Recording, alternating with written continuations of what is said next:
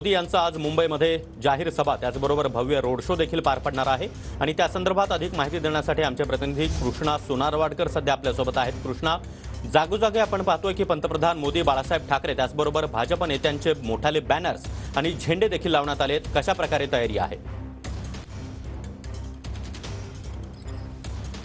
सागर, आपण पाहतो की ईशान्य मुंबईमध्ये हा रोड शो होतोय आणि त्यामुळे महायुतीचे उमेदवार मिहिर कोटेचा यांच्या प्रचारासाठी हा भला मोठा रोड शो जो आहे तो संध्याकाळी आयोजित करण्यात आलेला आहे। रोड शोची तयारी मोठ्या प्रमाणामध्ये कालपासून करण्यात आलेली आहे।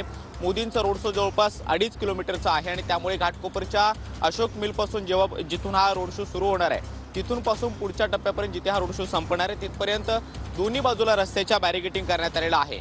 जिथे ही गर्दी जमेल त्या गर्दीपैकी कुणीही रोड शोच्या मधल्या रोडवरती जाऊ नये यासाठी विशेष करून काळजी घेण्याचा प्रयत्न जो आहे तो करण्यात आलेला आहे।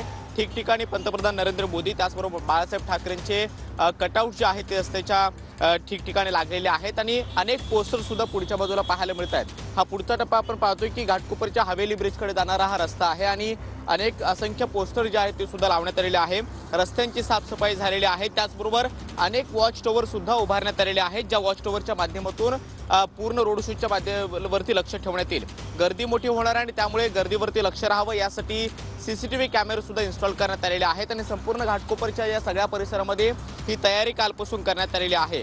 हजारो पोलिसांचा बंदोबस्त सुद्धा या सगळ्या परिसरामध्ये तैनात करण्यात येणार आहे, कारण रोड शो हा अत्यंत महत्त्वाचा मानला जातो आणि सुरक्षेच्या कारणास्तव पंतप्रधानांची काळजी घेण्याचा प्रयत्न जो आहे तो पोलिसांकडून करण्यात येणार आहे। या सगळ्या परिसरामध्ये काल मोदींचा ताफा ज्या मार्गावरून जाणार आहे तिथून ट्रायल घेण्यात आलेली होती आणि अगदी पुढेपर्यंत आपण पाहतोय घाटकोपर रेल्वे स्टेशनकडे जाणारा हा रस्ता आहे आणि इथे हा रोड शो जाणार आहे। संध्याकाळी 4:30 वाजता या रोड शोला सुरुवात होईल आणि त्यामुळे या रोड शो कडे देखील आपलं लक्ष असणार आहे। धन्यवाद या सविस्तर माहितीसाठी।